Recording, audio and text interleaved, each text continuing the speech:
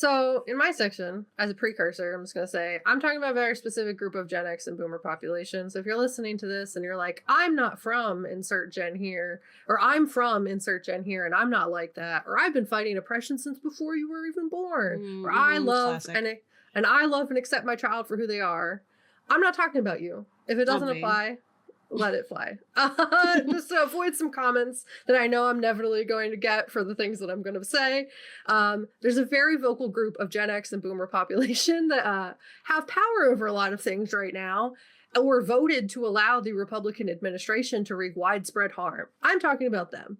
So in my section, the children are the future until they disagree with you. So one of the most compelling part of Clown in a Cornfield is the representation of how some adults will often claim children are the future until that is inconvenient or conflicts with their own worldview. As Gabe was saying, like, someone who's not authentic to themselves does not like to witness someone who is authentic to themselves.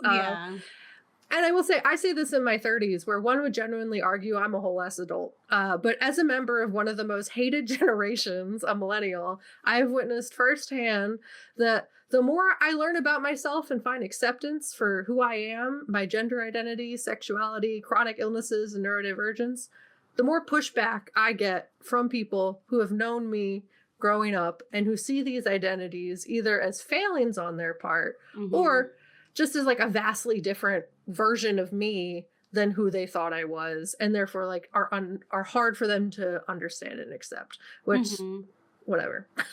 But found family's great, and I love myself after much therapy and healing. But it's frustrating out here ultimately, and healing isn't linear, so I still have my moments. But this conflict specifically is familiar for many millennials and younger gens who, in finding themselves, lose the acceptance of the people who have been around them the longest. Additionally, there's a lot of struggle for millennials and subsequent gens who are told throughout their lives, like, go to school, learn, be different, be like, learn as much about the world, and are praised for their interest in learning and like figuring out how society works in their youth, only to later be ostracized by or be in consistent conflict with their families and society as a whole for using that knowledge to question systems and problems. We were the future until we became real people instead of tools. Additionally, finding self-acceptance can be really threatening to individuals who have spent their lives burying themselves under conservative ideals and identities. When you have generations who were never allowed to be themselves because it was not safe to do so, and who feared authenticity and emotion because those behaviors were never modeled or taught to them, someone acting authentic and emotional and proud to be themselves is a threat to their understanding of reality. Essentially, having a smart kid is great for when you're bragging about it to your neighbors, or for when you can move up a tax bracket because of their success. But bad when you call out a racist family member or argue that the Republican Party has historically harmed and disenfranchised the working class, or just God forbid. Yeah. God forbid we use that college education you forced us to get. Yeah. Or you're just like, I'm gay and I don't want to be called she, her. And they're like, ah!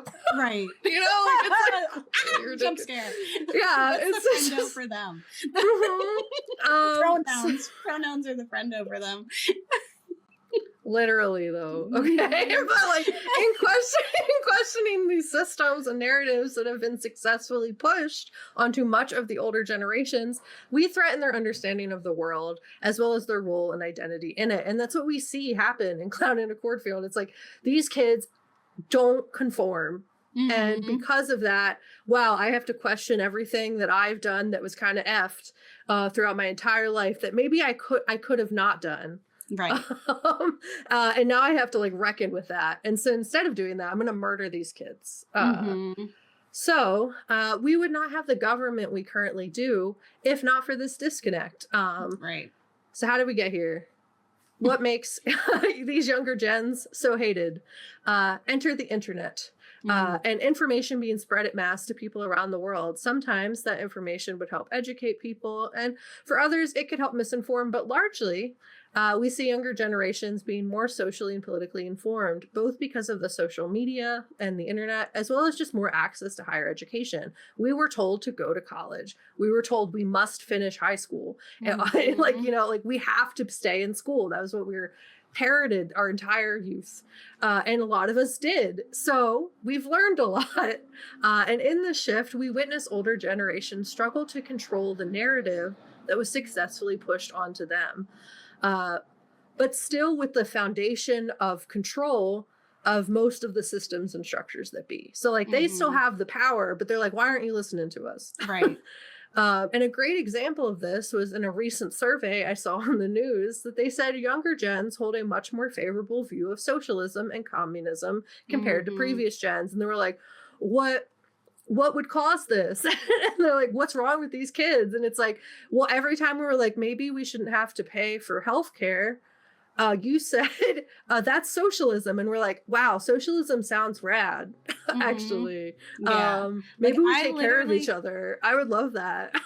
Actually, so this is also not to say that the older generations were not progressive. Like, obviously protesting against fascism and oppression have been taking place for decades. We would not have the progress that we've made without some people protesting and fighting against these systems. As I said, I'm not talking about that. The people that know and have been fighting. The issue is that there's a large base of heavily misinformed Gen X and boomers who control our government that either operate within the MAGA framework, have been Republicans since Reagan, or are just too moderate to allow for change to take place. Some of this is done through willful ignorance, conscious hatred, or religious fervor and moral self-righteousness. It really depends on where folks fall on the privilege spectrum to be able to gauge intention versus impact. But we see this play out in Canada Cornfield, where the majority of the adults who are very attached to how things used to be, both in the town and within their country, see the youth as threats to their identity and understanding of the world, so much so that they want to destroy their own children and don't conform to their ideals. And Friendo is just a representation of traditional American values appropriately dressed up as a clown. Yeah, look at you. So look at you. Yeah, like honestly. In your clown mask. And I know we went on like before the episode started to like saying clowns are cool, but like, in this case, that's the negative connotation of them. Right.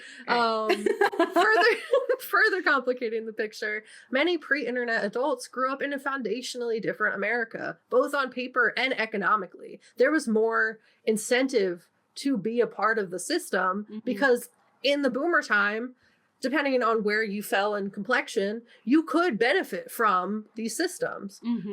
You could buy a house on a one salary. You know what I mean? Like you could do things that you can't even kind of do now.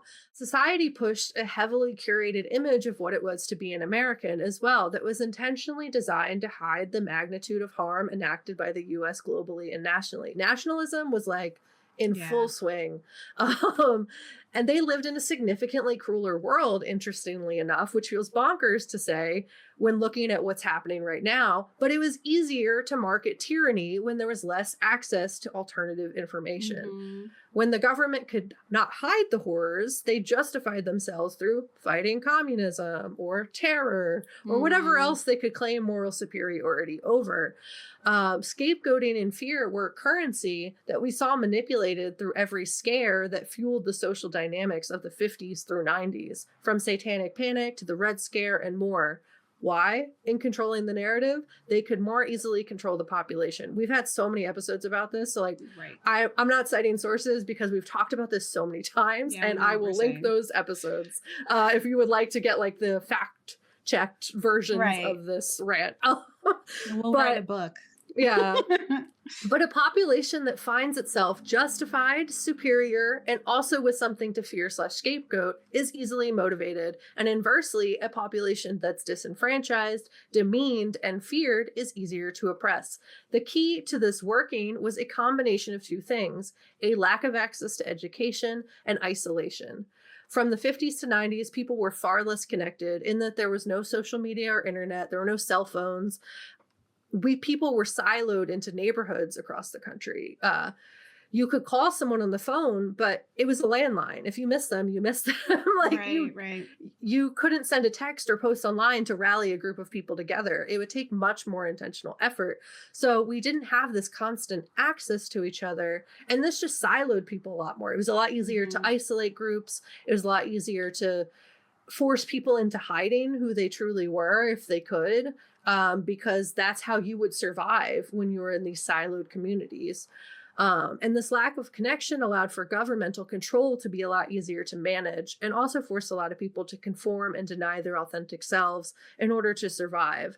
They could not build community when they were siloed and isolated. So those who could not hide were often condemned, ostracized, killed, institutionalized in either asylums or prisons, or just like successfully hid somehow or fled the country. You know what I mean? A large part of the shift in the early 2000s through social media, community is now a few clicks away. People who can now connect at a rate that was never experienced before. Folks who were previously isolated and taught that they were abnormal or wrong suddenly could now find people like them online. So information spread at a rate that was never seen before. And so people could like find mirrors of themselves to be like, oh, I'm not the only gay kid in this town. Right. You know what I mean? Like, I'm not, you know, you could find other people who are like you. So that made you hate yourself a lot less. Representation matters. And then the avalanche that has been the last like 25 years within tech development has been entirely uncontrollable for a government that is inherently bureaucratic and slow-moving beast to grasp and adapt to.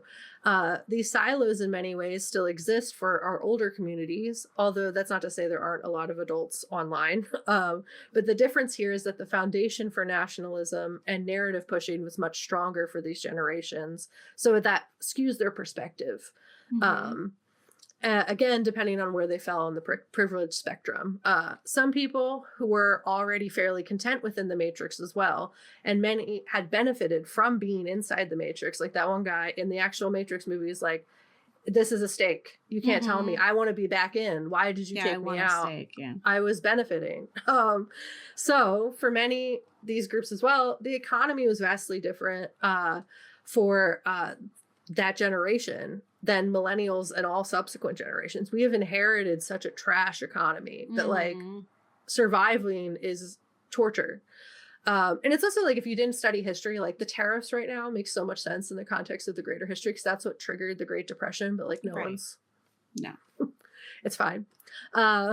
So the deeper ingrained a person is into their understanding of reality, the harder it is to convince them that someone has lived differently than they have. And what I'm saying is that it's hard to convince people who don't know or think that like it's better them than me, or think that knowledge is incorrect because it differs from their personal experiences. Like you can be like, I've lived this. And they're like, well, I didn't. And also I'm older than you, so I'm wiser. And therefore I'm not going to listen to you, kid. Pronouns don't make sense. Like, you know what I mean? Like they have like a really hard time adjusting to this shift in like what it is to be a person in today's society. And historically speaking, this isn't anywhere near the first time we've had a Trump-esque president. This is just the first time they've entered office this organized and planned. Nor is it the first time America has forced people into camps. It's just the most recent and most publicized. Like Reagan, Trump's acting background has really helped him perform and gaslight his voting base. So we see these generations and this like narrative that they've drank the Kool-Aid of or whatever, like be so ingrained into who they are that they're easily manipulated by the actor that is Trump. Trump was really able to benefit from the foundation that Reagan set up, and many older gens fell for it. So they're definitely young Republicans. As we saw, as Gabe was describing in the book, there are some young people who are going to throw their friends under the bus. Don't get me wrong. But statistically, younger gens are far more independent, third party, or Democratic leaning than previous generations. And I have stats for this. So in a Statistica.com analysis, they showed that of all the generations, we are the most largely progressive. Like we have the least amount of Republicans. There's a 14% Republican base within our generations between 18 and 29. And now we're in the 30s to 49, which is crazy, but whatever. Still, even then, like they're higher from the younger millennials or the older millennials, I will say. But this recent gen has really had such a decrease in Republican leaning existence, to the point where I would say that that is largely why that the young generation is so under threat by the Trump administration because they recognize they don't have as much pull with these groups. Older generations, for the most part, voted for Trump more than they voted for Harris. And younger gens, those in the born in the 1990s to the 2000s, largely voted for Harris much more than they voted for Trump. So we're seeing these statistics and what happened in Cloud in the Cornfield in like real time. The statistics also aligned with this perspective on education as well.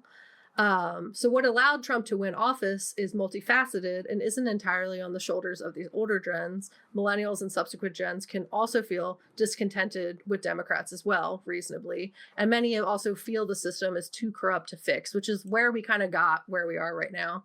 Because it was like a combination of them having a very strong opinion and wanting Trump in, and then also like so many people just being so overwhelmed with the amount of information and like feeling like disenfranchised by the government that they didn't want to participate in this system because you can't fight it from within is like the mentality, which is largely true, but you can also minimize the damage and harm that's currently taking place by participating until there's an alternative available.